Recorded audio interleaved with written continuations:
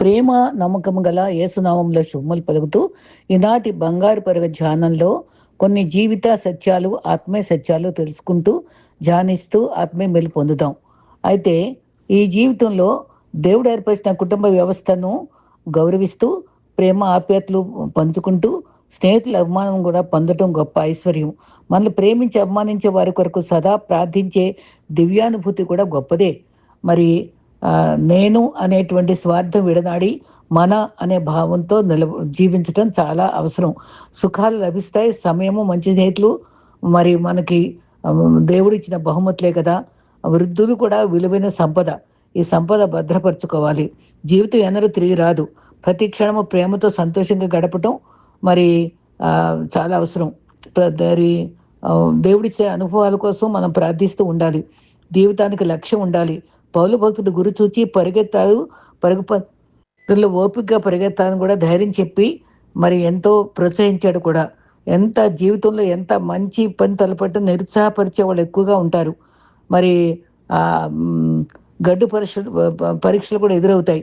తలపట్టిన పని విజయంతం కావడానికి విమర్శలు కలవరం కలిగించినా సరే ప్రభు వైపు చూస్తూ మనం సాగిపోవాలి. దైవ శక్తిని పట్టుదలతో వదిలిపెట్టకూడదు. మరి క్రైస్తవ విశ్వాసుల గుంపుతో కలిసి పనిచేస్తే ఆ సమయము సంతృప్తి, ఆనందం కలిగిస్తుంది. అది ఎంతో విలువైనది. మనం ఆత్మతో ఆరాధిస్తూ దేవుని ఆజ్ఞలు పాటిస్తూ ప్రక్క వరకు సహాయపడితే ఎన్నో రెట్లు తృప్తి పొందుతాం. మరి వాక్చాతుర్యంతో నలుగురితో ప్రావీణ్యం ఉపయోగించి తోటివారిని ప్రేమిస్తూ వారి పురోభివృద్ధికై తోటపడే ప్రయాసపడే వాళ్ళకి ఆనందం పెంపొందింపబడుతుంది. మరి ఆశించే దానికంటే అదనపు ఫలితాలు కూడా దేవుడు మనకు అనుగ్రహిస్తూనే ఉంటాడు. మన శరీరానికి, మన హృదయానికి కాంతివంతమైన ఆ కాంతి మనలో నుండి దేవుని యొక్క కాంతి ప్రసరించబడితే తోటి వారికి అది మార్గదర్శక కాగలదు. జీవితంలో చాలా మరి అతిశయించడానికి ఏదీ లేదు. తగ్గింపుతో జీవించటం, కనికరాన్ని ఎక్కువ ప్రేమించటం దేవుడు ఎక్కువగా ఇష్టపడతాడు. మరి తలాంతులను ఇతరుల కొరకు వాడాలి, నిర్లక్ష్యం చేయకూడదు. సోమర్తనం వదిలిపెట్టాలి. మనం చాలా విషయాల్లో కనికరాన్ని కోరుకుంటూనే ఉండాలి. మరి దేవుని యొక్క పిలుపు మరి మన మేరకు మనం ప్రయాసపడేవారిగా ఉండటం చాలా చాలా అవసరం. మరి ఎల్లప్పుడూ కూడా మరి గడిచినటువంటి సమయం తిరిగి రాదు కాబట్టి ఆ శ్రద్ధతో మనం జీవించడం చాలా చాలా అవసరం. మన తన ప్రజలందరూ ప్రీతి గలవాడు కనుక, ఆయన దీనులను రక్షణతో అలంకరిస్తాడు కనుక ఆయన వాగ్దానం నమ్ముకుందాం. నిన్ను విడువను ఎడబాయననే వాగ్దానం ఇచ్చిన దేవుడు పలు భయములు బలముగా చుట్టుకున్నప్పుడు అభయం ఇచ్చాడు. విడువను ఎడబాయనన్నాడు. శాశ్వతమైన ప్రేమతో ప్రేమిస్తానని వాగ్దానం ఇచ్చాడు. మీరు బహుతరములకు సంతోషకరంగా చేస్తానని మనకి వాగ్దానం ఇచ్చిన దేవుడిని నమ్ముకుని ఆయన వాగ్దానాలపై ఆనుకుని ప్రతి దినము ముందుకు సాగిపోదాం. అట్టి కృప ప్రభు మనందరికీ అనుగ్రహించగాక. మరి నలుగురు యొక్క భక్తుల యొక్క విశ్వాస వీరుల యొక్క అనుభవాల్ని మనం ధ్యానిద్దాం.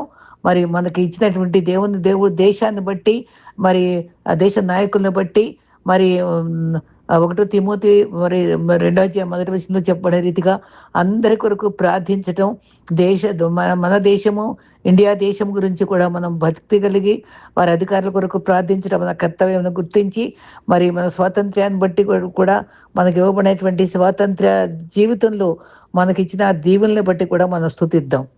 ప్రాముఖ్యమైన వాక్య భాగంలోకి వెళ్ళిపోదాం. మరి నలుగురు మిషనరీస్లో మరి మనకు అందరికీ సుపరిచితంగా ఉన్నటువంటి గ్రహం స్టెయిన్స్ చాలా మరి ప్రభావితం చేసినటువంటి కుటుంబం, హతసాక్షి అయిన కుటుంబం కదా. కాలం 1941, 1999 పరిచర్య ప్రభుకే హతసాక్షులు అయ్యారు. మరి వాక్య భాగము అపోస్తలుల 4:31 వారు ప్రార్థన చేయగానే వారు కూడి ఉన్న చోటు కంపించను. అప్పుడు వారందరూ ధైర్యంగా బోధించిరి. గొప్ప సేవ క్రీస్తు కొరకు చేస్తూ హింసకు గురై హతసాక్షులైన నేటి తరం భక్తుల్లో గణనీయమైన పేరు పొందిన గ్రహం స్టెయిన్ గారిని బ్రతుకున్నంత కాలము ఈ తరాన్ని మర్చిపోగలరు. మనందరం కూడా వారిని ఎంతగానో మరి అభినందిస్తూనే ఉంటాం. వారి కోసం, వారి మిగిలిన కుటుంబం కోసం ప్రార్థిస్తూనే ఉంటాం. వీరి త్యాగానికి మరి పనిపిల్లలు అన్యాయంగా, ఆ పసిపిల్లలు కూడా అన్యాయంగా మరి బలైపోయి మంటల్లో కాలిపోవడం చూస్తూ ఆర్తనాదాలు చేసిన ప్రజల సాక్ష్యం ఎవరికైనా కంటతడి తెప్పించక మానదు. వీరు క్రీస్తు కొరకు మరణించడానికి సాహసించి క్రూర ప్రజల మధ్య సేవ చేయుటకై శ్రమించారు. అంతేకాదు, అంటరాని అసహ్యతతో ఉన్న కుష్ఠరోగుల పట్ల క్రీస్తు ప్రేమను చూపి వారి గాయాలు కడిగి పరిచర్య చేయగలిగారు. మేలు చేయుట మానవద్దన్న హెచ్చరికలను అక్షరాలా పాటించారు. కీడు చేయటం మాని మేలు చేయాలి, సమాధానం వెతికి వెంటాడాలి. ప్రపంచంలో ఎక్కువ సేవ చేసిన ఘనులంతా మోకాళ్ళ జీవితంలోనే శక్తిని పొందారు. మేలు చేయి వారంతా దేవుని సంబంధులే. కొన్నిసార్లు మేలు చేసి కీడు కీడు అనుభవించవలసి వస్తుంది. మేలు చేసి శ్రమపడటం మంచిదని పేదరు తెలిపాడు. మేలు చేసి బాధ సహించాలి.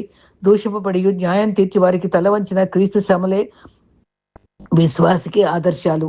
మేలు చేయని వారికి పాపం కలుగుదని, నష్టం భరించాలని బైబిల్ బోధిస్తుంది. అట్లు చేసినప్పుడు తగిన కాలం మందు పంటకొస్తాం.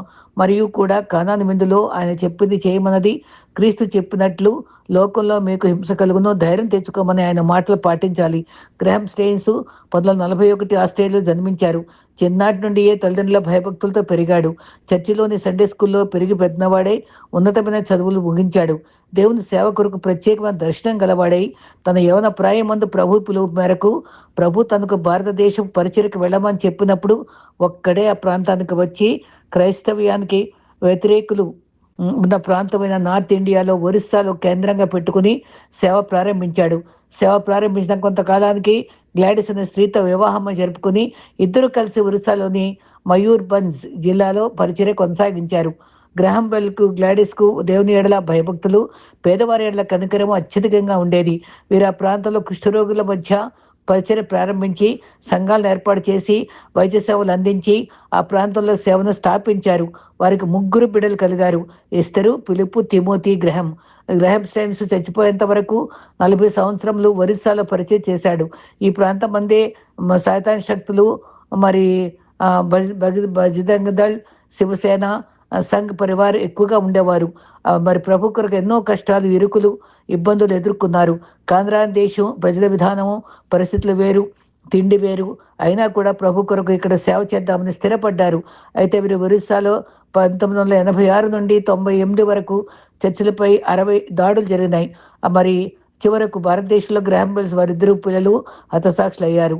మరి 22 జనవరి 1999 ఆ రోజు స్టెయిన్స్ తన కుమారులైన ఫిలిప్పు, తిమోతిలతో కలిసి సువార్తకు వెళ్ళి రాత్రి తిరిగి వస్తుండగా పొద్దుపోవడం వల్ల మనోహర్ పూర్ అనే గ్రామంలో అర్ధరాత్రి 12 గంటలకు ఒక ప్రార్థనా మందిరం మందు తన వాహనం ఆపుకుని నిద్రిస్తూ ఉండగా విద్రోహ శక్తుల రాత్రి బాగా తాగి సంతాలి అనే జాతుల వారు మరి డాన్సులు చేస్తూ కాగడాలతో ఎదుర్కొంటూ వచ్చి రాత్రి 12:20 నిద్రిస్తున్న స్టెయిన్ వాహనంపై పెట్రోల్ పోసి తగులబెట్టారు. మరి వాహనం లోపల ఆర్తనాదాలు వినబడుతూనే 3 మసిబొగ్గులైపోయారు. అది భారతదేశ చరిత్రకి అవమానకరం. ఎవరు ఏమీ చేయలేకపోయారు. సమాధి కార్యక్రమం అయిపోయింది. మరి స్టెయిన్స్ భార్య గ్లాడిస్ దగ్గరకు విలేకరులు వచ్చి అడిగిన ప్రశ్నలకు ఆమె ఈ రీతిగా సమాధానం చెప్పారు: నీకు నీ భర్తను చంపిన వారిపై ఆగ్రహం లేదా అని వారు అడిగిన ప్రశ్నకు ఆమె, నాకు ఆవేదనే కానీ ఆగ్రహం లేదు అని చెప్పింది. క్రీస్తు ప్రభు క్షమించమని చెప్పారు. మేము భారతదేశం సేవ చేయటగా వచ్చాము, కానీ భారతీయులు నా భర్తను, కుమారులు చంపారు. కానీ నేను దేశంను విడిచిపెట్టను. భారతదేశం నా పుట్టిల్లు. నేను ఇక్కడే సేవ చేసి చివరి వరకు ఇక్కడే చనిపోయి నా భర్త పిల్లల దగ్గరే నేను కూడా పాతి పెట్టబడతాను అని గద్గద స్వరంతో పలికారు. ఆ మాటలకు మరి అందరూ కూడా ఆశ్చర్యపడ్డారు. భారతావని మూగపోయింది. సిగ్గుతో తల వంచుకుంది. రాష్ట్రపతికి మరి భారత మంత్రికి మతిపోయినట్లయింది. ప్రియ సోదరి సోదరుడా, వీరి వలె మనం కూడా జీవించడానికి ఇష్టపడే వాళ్ళంగా ఉన్నామా? ఇప్పుడే మనం ఆలోచించుకుని వారి యొక్క త్యాగాన్ని, స్ఫూర్తిని మనం మా హృదయాల్లో భద్రపరుచుకోవాలి. చివరిగా అకాల మరణానికి గురైన భర్త, చిన్నారి ముద్దుల కుమారులను ఒక్కసారి కోల్పోయిన స్టెయిన్ గారి సతీమణి భక్తి జీవితము నేటి తరానికి కనువిప్పు కలిగించాలి. ఎంతటి సహనము, క్షమ, ఓర్పు ఈ తరంలో చూపిన శిలువ సాక్షిగా నిలబడిన ఆవిడని మనం ఎంతగానో అభినందించాలి. సేవ చేటుకు, సత్క్రియలకు, స్వంత ప్రాంతాన్ని, సుఖ జీవితాన్ని వదిలి యేసు ప్రేమ బలవంతం చేయగా తరలి వచ్చిన మహిళ భర్త బిడ్డలను కోల్పోయిన తర్వాత తిరిగి దేశాన్ని చేయటకు బదులుగా భారతదేశ సేవార్థము తరలి వచ్చానని, భారతదేశమే పుట్టిల్లని, మరి ఆగ్రహము తగదు, ఆవేదన మిగిలిందని నిర్భయంగా చెప్పగలిగిన ఆవిడ మరి నిజముగా మరి అభినందనీయురాలు. అంత్యకుల ప్రాంతంలో పేదలకు సేవ చేస్తూ క్రీస్తు కొరకై నేటికి జీవిస్తూ సాక్షిగా ఉన్న స్టెయిన్ సతీమణి త్యాగ జీవితాన్ని ఎవరైనా వర్ణించగలమా? పరలోకంలో ఇవే ఫలం అధికమగునన్న వాక్యం స్వతంత్రించుకున్న ఆ త్యాగంతో పాటు స్టెయిన్ కుటుంబం ఈ బూదిగంత విశ్వాస వీరుల్లో ప్రథమంగా నిలిచి ఉంటారంటానికి మరి ఎంతగానో మరి మరి మనం అభినందించవలసిన మరి కుటుంబం అని మనం గుర్తించి వారి కొరకు వారి సతీమణి సేవ కోసమే ప్రార్థిద్దాం. మరి రెండో వ్యక్తిగా 17వ శతాబ్దంలో పనిచేసినటువంటి మరి ఫాక్స్ దొరగారు మరి క్వేకర్ ఉద్యమం స్థాపించారు. మరి రెండో దినవృత్తాంతంలో 20:12లో ఏమి చేయుటకు తోచదు నీవే మా దిక్కు అన్న వాక్యాన్ని స్వతంత్రించుకున్నారు. క్రీస్తు విశ్వసించినందువల్ల చాలామంది విశ్వాసులు శ్రమలకు గురై హింసలు ఎదుర్కొని తరుముబడి హీనమైన అనుభవాలు ఎదుర్కొన్నారు. జైలు జీవితం వల్ల శ్రమ పడినటువంటి కోరిటన్ భూమి ప్రార్థించాలని మనసు రాకపోతే ప్రార్థన చేయవద్దు. కానీ ప్రార్థించడానికి దేవునితో సమయం కేటాయించి ఆ సమయంలో శ్రద్ధతో ప్రార్థించి మోకాళ్ళపై ఉన్న ప్రార్థనగా ఏ శక్తి అయినా శక్తిపూర్ణులై ఉంటారని సైతాను భయపడేది అట్టి వారిని నేను తెలుసుకొని కోరిటన్ భూమి చెప్పారు.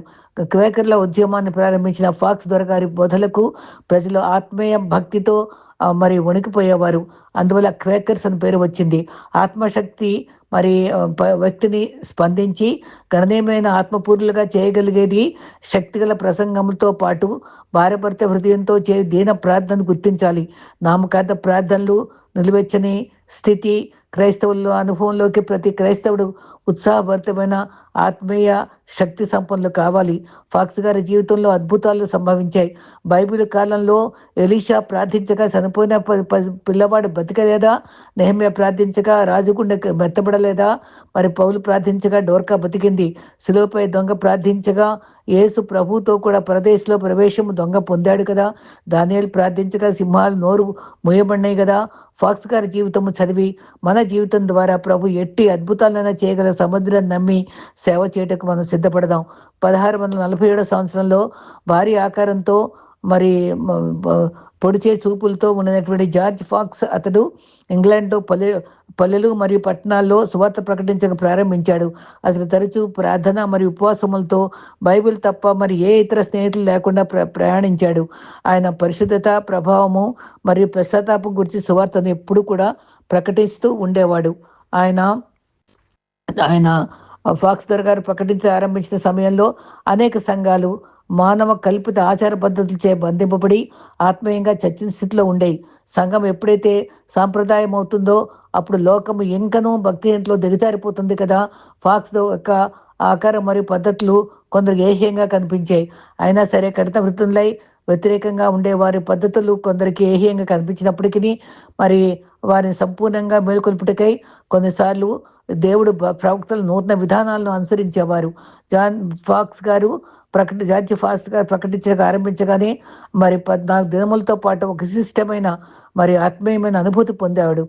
పడగదిపై ఉన్నటువంటి బ్రౌన్ అను ఫాక్స్ను గురించి అనేక గొప్ప సంగతులు ప్రవచించాడు. అతడు భూస్థాపన చేయబడినప్పుడు దేవుని గొప్ప ప్రభావము నాపై పడినదని ఫాక్స్ తెలిపాడు. శక్తివంతమైన ఆత్మ బ్యాప్టిజం పొందిన తరుణంలో అతను విశిష్టమైన వివేచనావరం పొందాడు. అద్భుత స్వస్థతలు కూడా ఆయన పరిచర్లో జరిగాయి. చేతులు ఉంచడం వలన ప్రార్థన ద్వారా క్రీస్తు మహిమార్థమై రోగులు స్వస్థత పొందారు మరియు దయ్యంలో వెళ్ళగొట్టబడ్డాయి. అసలు ప్రసంగించినప్పుడు ప్రజలు భయంతో వణికేవారు. అతని అవహేళన చేయడికే వచ్చి ప్రార్థనలో తాకబడి వణుకుడి చేత ఫాక్స్ మరియు అనుచరులు కంపించబడేవారు. క్వేకర్ అని పిలిచేవారు. అసలు ఎక్కడికి వెళ్ళినప్పటికీ అతని ప్రసంగంలో ప్రభావము ఎంతో అనుసంధానమై ఉండేది. యేసుక్రీస్తు కర్త అయినటువంటి కలిగించే విశ్వాసం పరిశుద్ధపరచబడి పాపంపై జయముచ్చుతుందని అతను బోధించేవాడు. కేవలం శూన్యమైన మత ప్రచారం కాక సంపూర్ణమైన పరిశుద్ధతను వెల్లడించవలనని ప్రజలను అతడు అత్యాసక్తితో గద్దించేవాడు. ఆ కారణం చేత అతను తరచూ బెత్తముతో మరియు రాళ్ళచే కొట్టబడి పట్టణం బయటికి తొరంపడేవాడు. సంస్కరణోద్యమం తర్వాత మరి జార్జ్ ఫాక్స్ వల్లే తరచూ హింసపడి బంధింపబడిన వారు మరి ఎవ్వరూ లేరు. అతడు నడుచుచూ తాను నిర్మించినంత ప్రసిద్ధి చెందిన చర్మ వస్త్రములు సూటు ధరించి దేశమంతా సంచరించేవాడు.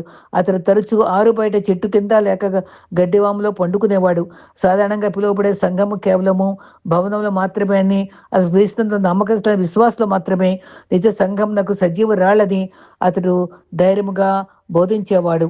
ఇంత గొప్ప భక్తుడు. చాలా మంది ఇండియాలో కూడా ఆయన అనుచరులు చాలా మంది ఉండటం గమనార్హం.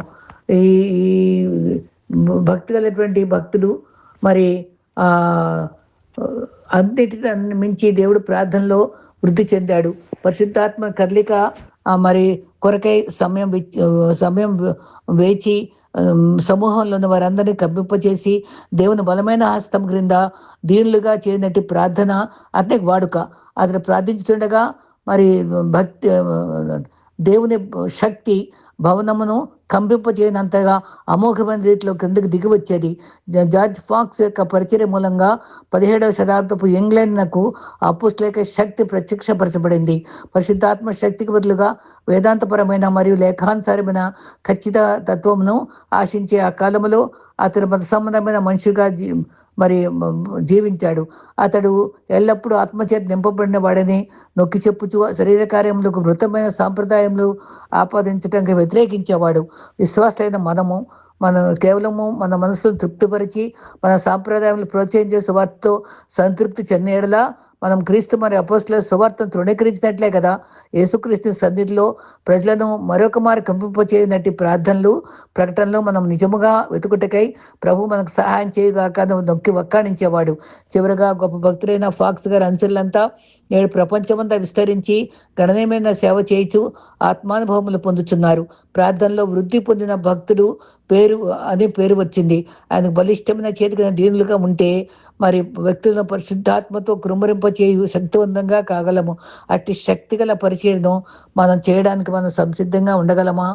ఇంకొక భక్తుల గురించి కూడా గిల్బర్ట్ గారి గురించి చెప్పుకుందాం. 1730, 1740 బ్రిటిష్ కాలంలో ఉజ్జీవ సేవ చేశాడు. మరి ఆదికాండం 32:26లో నువ్వు నన్ను దీవిస్తే కానీ నేను వదలదని యాకోబు చెప్పిన రీతిగా దేవుని ప్రేమిస్తూ ఆయన కొత్తగా క్రీస్తు కొరకై శ్రమపడ్డకు ఇష్టపడినటువంటి భక్తుల జీవితాలను గమనిస్తే కొరడాలతో కొట్టబడ్డారు, క్రీస్తు కొరకు నిందలు భరించారు. మరి క్రీస్తుకు అది భాగ్యమని సంతోషించేవారు.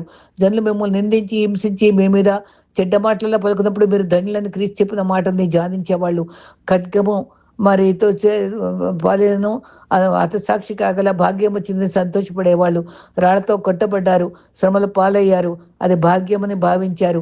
ధైర్యంగా నిర్భయంగా మరి దేవుని కొరకు నిలబడ్డారు. గిల్బర్ట్ సేవ రోజుల్లో అప్రమత్తులైన వారిని ఉజ్జీవంతో నింపి మంచులో కూడా ప్రసంగం కొరకై ప్రజలు పరిగెత్తేవాళ్ళు. మెలకుగా ఉండి ప్రార్థించాలి, క్రీస్తు సన్నిధిలో కనిపెట్టాలి, రాకడకై సిద్ధపడాలి, ఎల్లప్పుడూ ఆనందించాలి అని ప్రజలను హెచ్చరించేవాడు. మరి ఆ అస్థిరమైన భవిష్యత్తు గూర్చి హెచ్చరిస్తూ నేడే రక్షణ దినమని త్వరపెట్టే ప్రభుని ఆశ్రయించే మెళకువలు నేర్పించేవాడు. నరకము పరలోకం గురించి ధ్యానం అత్యవసరమైందని ప్రజల మేల్కొలుపుతో పాటు ఉద్యమం రగిలింప చేశాడు. తాత్కాలిక సుఖాలతో రాజీపడక, లోకాశాలతో మత్తులై ఉండక, ఆత్మపూర్ణులై ఆత్మజ్వాలలుగా శ్రమించి చురుకుగా సేవ చేయడానికి ప్రసంగాల ద్వారా త్వరపెట్టేవాడు. 18వ శతాబ్దంలో అమెరికాలో ఆధ్యాత్మిక ఉద్యమం మేల్కొలుపుకై ఆయన చేసిన కృషి ప్రశంసనీయని అనేక మంది భక్తులు సాక్ష్యం ఇచ్చారు. అటువంటి భక్తులుగా మనందరం లేవాలని ప్రభు కోరిక. అటువంటి సేవ చేయడానికి మనం కొంచెమన్నా మరి మందిరము పడి ఉంటా, మందులవే నీవుండా, సరంభి గృహములలో సంతోష సమయం ఇదా అనుకుంటూ మనం ప్రభు కొరకు లేద్దాం, సేవ చేయడానికి మరి పురుకొల్పు పడదాం. ఆయన శాసనాలు ఆజ్ఞ ధిక్కరించట్లో ఎదుర్కోగల ప్రమాణాలను గురించినటువంటి హెచ్చరికలు ప్రజలను ఆధ్యాత్మిక చైతన్యవంతం చేసి దైవ భక్తులుగా మార్చగలవని గుర్తించాలి. నీ కట్టడాలు నేర్చుకుంటే శ్రమనంతటే మేలైనని 119 కింద 71 చెప్పబడే రీతిగా గిల్బర్ట్ బెనెంట్ శ్రమల పడకపై ప్రభుని పాఠాలు నేర్చుకున్నారు. నిజమే, మానవుడు శ్రమలు పొందాక దైవమానవుడు ఎటు కాగలడు. శ్రమలు మనకి దేవునితో ఎంతో సన్నిహిత సంబంధాన్ని ఏర్పరుస్తాయి. 1728లో మంచి తలాంత కలిగిన యవనస్తుడు ప్రెసిడెన్స్ సేవకుడు తీవ్ర స్వస్థతకు గురయ్యాడు. తిరిగి కోలుకున్న ఆశలేని సమయంలో అతని నిత్యత్వం గురించిన దర్శనము మరియు పశ్చాత్తాపంలో నడిపించబడ్డాడు. అతను ఇలా రాశాడు, నేను దేవుని కొరకు చేసింది అతి స్వల్పముగా బహు ఆ, బహుగా దుఃఖించాను కనుక నాకు మరొక అర్థవంతమైన జీవితం ప్రసాదించమని దేవుని ప్రార్థించాను. దేవుని నామమును రాజ్యమును వ్యాప్తి చేయుటకు నా సాయశక్తుల అన్ని రీతుల్లో కృషి చేయుటకు నేను సిద్ధపడ్డాను. మరి టెనెంట్ మనవి అంగీకరించబడను. అతను తన ఆత్మతోనూ శరీరంతోనూ ఉత్తపరచబడ్డాడు. దేవుని న్యాయ తీర్పు యొక్క బూర ఊదుటకు అలక్ష్యముగా ఉన్నవారిని ప్రభు ఉగ్రత గురించి మేలుకొల్పుటకు అతను మునిపొందట రీతిగా ప్రయాసపడ్డాడు. అసలు అక్షరాల దేవుని పరిశుద్ధతను గురించి ఆత్మచో దహించబడి వ్యక్తి కనుక అతడు మూర్ఖుడైన పాపిని వేషధారినైన వారిని నిత్య నరకమునకు వారిని హెచ్చరించేవాడు. అతడు మూర్ఖుడైన పాపిని వేషధారిని నిత్య జీవమునకు వారసులుగా చేయడానికి హెచ్చరించి తను చాలా అభిషేకంతో సేవ చేసేవాడు. మరి అతని బోధకు వేషధారులైన త్వరితముగా జాన్ విక్ఫీల్డ్ మంచి సాక్ష్యం ఇచ్చాడు. మార్పు చెంది కోపద్రీకులుగా మరి ఉన్న వారిని మరి వారిని సరిచేసే పరిచయం చేసేవాడు. మరి మొహమాటం లేకుండా జీవించేవాడు. అది క్రైస్తవ సంఘం యొక్క మృతమైంది మరియు నామకార్థం స్థితిని బట్టి అతను పరితాపం చెంది వ్యతిరేకంగా గొప్ప సాక్ష్యం ఇచ్చేవాడు. ఇంకో అవకాశం లేని వారుగా మరి త్వరలో చనిపోయే వ్యక్తి చనిపోతున్న వారికి చెప్తున్నట్టుగా గిల్బర్ట్ బోధించేవాడు. ఈ రోజుల్లో సేవలాగా ఉండాలండి. మరి మరణించక ముందు మరి నిత్య జీవం వారసులు కావాలని ప్రతి ఒక్కరి యొక్క ఆత్మ జీవిత విషయం కన్నీరు కార్చే బిడ్డలుగా విశ్వాసాలు ఉండాలని కోరుకునేవాడు. సరే, మరి ప్రజలందరూ అమాయకులు మరియు పరిశుద్ధులు కనుక వారికి ప్రోత్సాహకరమైన బోధ మాత్రమే చాలన్నట్టుగా బోధించడం వారికి అలవాటు. అజ్ఞాత క్రమం వల్ల వచ్చే పెను తుఫాన్లు, ప్రమాదాలు మరియు తిరిగి జన్మించడం యొక్క ఆవశ్యకత అసలు చాలా వివరంగా చెప్పేవాడు. లేదంటే ఈ బోధల గురించి ఇలా అన్నాడు, తరచు వారి జీవాన్ని వాగ్దానం చేయటం వలన దుర్మార్గపు చేతలను బలపరిచి వారి ప్రజలను ఒప్పించకముందే మరి వారిని ఆదరించి ధైర్యపరిచి మరి దుంతక ముందే విత్తుతారు, పునాది వేయక ముందే మరి కట్టడాన్ని నిర్మించట్లో తునామనికులు అవుతారు. ఆ అవివేకం నిర్మాణకులు తమ సున్నిత స్వార్థ మరియు పిరికి ప్రసంగాల ద్వారా మనుషులు శారీరక ఉద్రేకాలకు బలికాకూడదు అని సంతృప్తి పడకూడదు అని హెచ్చరించేవాడు. ఆత్మల్లోని ఉగ్రత మరి మరి ధైర్యముగాను నిజాయితీ కానీ వారిలో ఉండవు కనుక అటువంటి నిజాయితీ గల సేవ చేయాలని పురుకొల్పేవాడు. మరి ఆయన ఆత్మ అగ్ని ఉజ్జీవపు అగ్ని కుమ్మరించబడేది. గమనించదగిన విషయం ఏంటంటే ఆత్మావేశంతో కూడిన పరిచయం లేనిచో మనం జీవించటం వ్యర్థమని చెప్పి ధైర్యపరిచేవాడు. విమర్శించే వారు ఉండకపోరు, కానీ ఆయన వారిని నిర్లక్ష్య పెట్టి ఆయన ముందుకు సాగేవాడు. అది ఆ ప్రాంతంలో ఎవరు అక్కడి సంఘం కూడా ప్రశాంతంగా కునుకు తీయలేదు. ఆయన అంత ఉద్యోగం కలిగించాడు. మారు మనసు పొందండి అని అరణ్యంలో కేకలు వేయించడం స్వరము, అది దేవుని ఉగ్రతను గురించి ప్రజలు గట్టిగా హెచ్చరించేవాళ్ళు. ఆయన ఆత్మల కొరకే భీకరముగా విలిపించి ప్రయాసపడ్డాడు. పలుమార్లు తిరిగి జన్మించుట గురించి మొండితనముగా మరి దేవుని ఆత్మలో మూలుగుతూ ఆయన పరిచర్య ఎంతో ప్రార్థనాపూర్వకంగా ఉండేది. రక్షించే ఆత్మల పట్ల ఎంతో ఆసక్తి కలిగి ఉండేది. స్థిరపరిచేవాడు. మరి రేపటి గురించి అతిశయపడద్దని సామెతలు 27:1 గురించి చెప్పబడిన రీతిగా ఆయన మరి గంటల కొలది ప్రసంగాలు చేస్తూ ప్రజలను హెచ్చరిస్తూ ఆయనను ప్రోత్సహించినటువంటి గొప్ప మహనీయుడు. ఆయన వాస్తవమైన ఉద్యమం కొరకు ఆసక్తితో ప్రార్థించకుండా ఒక గంట కూడా పోనీయకుండా ఉండేవాడు. చివరిగా గిల్బర్ట్ సందేశ సారాంశంలో, ప్రభువా నన్ను దీవించి ఇతరులకు దీవెనకరంగా నన్ను మార్చు, నన్ను వెలిగించు, రగిలించు, ఖండించి బోధించు కృపనివ్వండి, ఇతరులు సరిచేయగల ధైర్యమైన ప్రసంగాలు చేసి సమర్థత ఇవ్వండి. ఇదే మన ప్రార్థన కూడా అయి ఉండాలండి. వీరు దర్శించి నిలబెట్టి నీ దర్శనం చూచు కృపతో నిలిచే భక్తులుగా మార్చండి. నన్ను బలపరిచి స్థిరపరిచి నీ కొరకు బలమైన బోధగా సిద్ధపరచండి. ఇటువంటి ప్రార్థన మనం నేర్చుకోవాలండి. గిల్బర్ట్ ఆయన పరిచర్యలు దహించు వేడిని నిండిన రీతిగా క్రీస్తు కొరకు దాహంతో తపనతో రగిలిపోయే మండే హృదయాలను సాక్ష్యమిచ్చి విశ్వాసాలుగా స్థిరపడ్డారు. చిరస్మరణలేని సేవల ఫలితంగా అమెరికా చరిత్రలో ఆయన సేవ నిలిచిపోయి విశ్వాస వీరుడై, కీర్తి శేషుడై, సాక్షి శేషుడయ్యాడు. నిజంగా ఎంత గొప్ప అద్భుతమైన సేవ చేసిన భక్తులను మనం స్మరించుకోవాలండి. చివరిగా గొర్రెలము షానోవరోలా అనే ఆయన 15వ శతాబ్దం ఇటలీలో ఉద్యోగకర్తగా పనిచేశాడు. నిర్గమాకాండం 14:14లో యెహోవా మీ పక్షంలో యుద్ధము చేయును. క్రీస్తు కొరకు ప్రయాసపడిన భక్తుల జీవితాలు ఎంతో ధైర్య సాహసాలతో గొప్ప బోధలు ప్రజల హృదయాల్ని కూడా మరి బద్దలు చేసేవి. ప్రజలంతా పశ్చాత్తాపంతో వారి పాపాలను దేవుని ఎదుట ఒప్పుకుని మారుమనసు పొంది పరిశుద్ధాత్మ నింపుదలతో చైతన్యవంతులయ్యేవారు. మరి ఈ భక్తుల యొక్క ఇటలీ ఉద్యమానికి గొప్ప కృషి చేసిన భక్తుడు. ఆయన బోధనలో వివిధ దేశాల్లో వెళ్ళి సేవ చేశారండి. వారు రావాలంటే ఒంటరి గదిలో మోకరించి ప్రార్థించాలని, దేవుని వాక్యము చదివి సిలువ గురించి ధ్యానించాలని హెచ్చరించేవాడు. శరీరేచ్ఛ లోకాశాలతోటి, ధనాశాలతోటి, అబద్ధాలతో కాక దోషకులుగా ఉండకుండా, విశ్వాసం కోల్పోకుండా, నిరుత్సాహపడకుండా, పాపం విషయమై చచ్చిన వారమై దేవుని కొరకు జీవించే వారంగా కావాలని ప్రోత్సాహపూరితమైన ప్రసంగాలతో వేదిక దద్దరెళ్ళిపోయేది. నాయకత్వానికి దూరంగా సమయం సద్వినియోగం చేయించు ఆత్మరక్షణకై తీవ్రమైన కృషి చేసి ప్రభువు సందేశపెట్టేవాడు. పడిపోయిన విశ్వాసులకు ప్రోత్సాహం ఇచ్చి లేవనెత్తి ప్రమాదకరమైన విశ్వాసులుగా మరి మాదిరికరమైన విశ్వాసంగా జీవించాలని వారిని ప్రోత్సహించి ఆయన స్వరూపంలో ఎదగాలని, తగ్గింపుతో జీవించాలని హెచ్చరించేవాడు. యాకోబు 5:10లో ప్రవక్తలను మాదిరిగా పెట్టుకోండి అని మనం హెచ్చరింపబడిన వారంగా పూర్వమంద భక్తులను మనం శ్రద్ధగా ధ్యానిస్తే పరిత్యాగంతో ప్రార్థనా సమర్పణతో మనం రగులుకొంచబడతాం.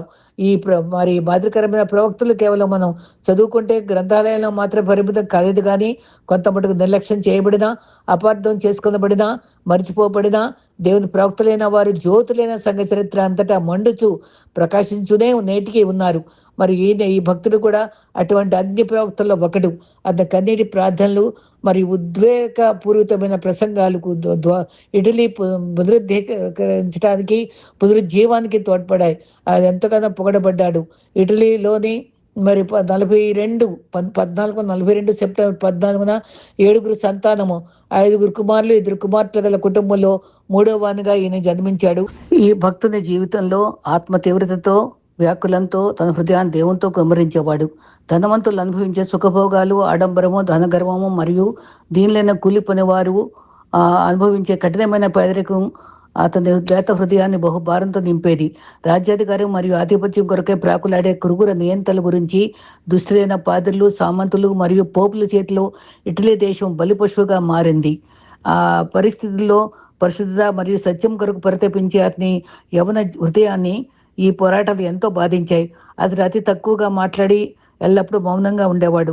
అతడు ఏకాంత ప్రదేశాల్లో ఒంటరి పాటలు పాడుటకు మరియు అతని హృదయాన్ని పిండి వేస్తున్న ఉద్వేగంతో విలపించుటకు ఇష్టపడేవాడు.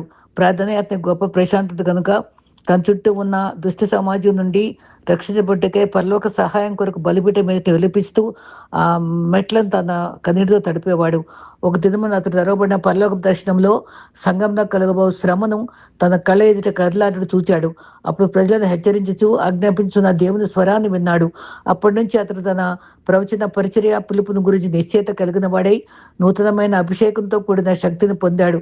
అప్పటి నుంచి అతని బోధ ఉరుము శబ్దం వలె ఉండి పాపం గూర్చి అతని గద్దెంపును ఎంతో కఠినంగా ఉండడి చేత వాటిని విన్న ప్రజలు మరి కలవరంతో భీతితో నింపబడ్డవారు. ఆయన శ్రోతలు కన్నీటి పర్యంతమై ఉండట చేత మందిరమంతయు విలాప వాక్యములు, విలాప శబ్దములతో, రోదనలతో ప్రతిధ్వనించాయి. అతని సేవకు తత్వవేత్తలు అందరూ కూడా కళ్ళ వెంట కన్నీరు పొల్లుపుకేది. ప్రార్థన కొరకైన అతని ఆసక్తి దినదినము వృద్ధి అవుతుండేది. ప్రార్థనలో ఉండగానే అతడు కొన్నిసార్లు లోతైన దర్శనంతో తాకపడేవాడు. తరచుగా పరిశుద్ధాత్మ శక్తి చేత పరవశుడై ఏకాంత స్థలంలోకి వెళ్ళటకు బలవంతం చేయబడేవాడు. అతని ఆత్మకథ రచించిన కొందరు 1886 సంవత్సరమున క్రిస్మస్ ఆరాధనలో అతని ప్రసంగ వేదిక కూర్చున్నప్పుడే ఆత్మవశుడై గంటల తరబడి చలనం లేకుండగా అతని ముఖం ప్రకాశంగా ఉండట సంఘమంతా చూచారు. మరి ఆయన ప్రభావం ఎప్పటికంటే ఎక్కువగా విస్తరించింది. ఫ్లారెన్స్లోని జనులు లోక సంబంధమైన దుష్ట గ్రంథములను రచించారు. కొందరు ప్రార్థించి సంఘంలోకి వెళుతూ ధనవంతులైన వారు పేర్లకు సహాయపడుచు మరి ఉండేవారు. ఈ రకంగా వ్యాపారస్తులు కూడా లాభాలు తిరిగి ఇచ్చేవేశారు. ప్రజలందరూ అప్పటి వరకు పాల్గొన్నటువంటి వ్యర్థమైన పార్టీలు, కేరింతలు మానివేశారు. అపవిత్రత పుస్తకాలను, అశ్లీష దృశ్యాలు మొదలు బహిరంగపరిచి తగులపరిచారు. మరి ఈ రకంగా కామన్ కర్లకు సంఘపు కార్డినల్స్ మరియు ఇతర పెద్దల్లో కోపాన్ని రగిలించింది. అతను బెదిరించారు, వెలివేయబడ్డాడు. తర్వాత పోపు ఆజ్ఞ మేరకు కొట్టబడ్డాడు, బంధించబడ్డాడు, బహిరంగంగా మరి ఆ గోడల వద్ద కాల్చబడ్డాడు. జీవితం ప్రశస్త లక్షణములు నేటి భయభీతో నిండిన దారితెప్పు తరానికి ఎంతో అవశ్యం. ప్రార్థన, సహవాసం, పరిశుద్ధత మరియు అన్నిటికి మించి క్రీస్తు కొరకు త్యాగపూరిత ప్రేమ విషయంలో ఎంతో కొరత కలిగిన మూడు వర్ణ స్థితిలో ఉన్నాం. క్రీస్తు శరీరమై ఉన్న మనము పరిశుద్ధాత్మ సూత్రాల వైపు తిరగబడి మరి వాస్తవమైన పునరుద్ధరణ మరియు పునరుజ్జీవము కార్యసిద్ధి కావున, ఓ ప్రభువా, మా హృదయములను విరవండి, మా కనులు తెరవండి అని ప్రార్థించవలసి ఉన్నాం. అగ్ని ప్రవర్తగా రూపు పొందాడు, మరి ఈ రకంగా హింస పాలయ్యాడు. రోమన్లు బంధించి కాల్చివేయబడి మరణించి హతసాక్షి అయ్యాడు. క్రీస్తు కొరకు చూపిన ప్రేమ త్యాగం చరిత్రలు నిలిచిపోయాయి. ఈ బోధల సారాంశం గ్రహించి క్రీస్తుకై విశ్వాస వీరునిగా జీవించాలని మనం నిర్ణయించుకొని ప్రభు కొరకు శ్రమపడటానికి ఇష్టపడదాం. ప్రభు సేవ చేయడానికి, ఆత్మల సంపాదనలో మన వంతు చేయడానికి మనం పురుకొల్పబడి ఉజ్జీవింపబడి ప్రభు సేవలో పాలివారమై ఉండటానికి సిద్ధపడదాం గాక. అట్టి కృప మనకు ప్రభు అనుగ్రహించుగాక. ఆమేన్.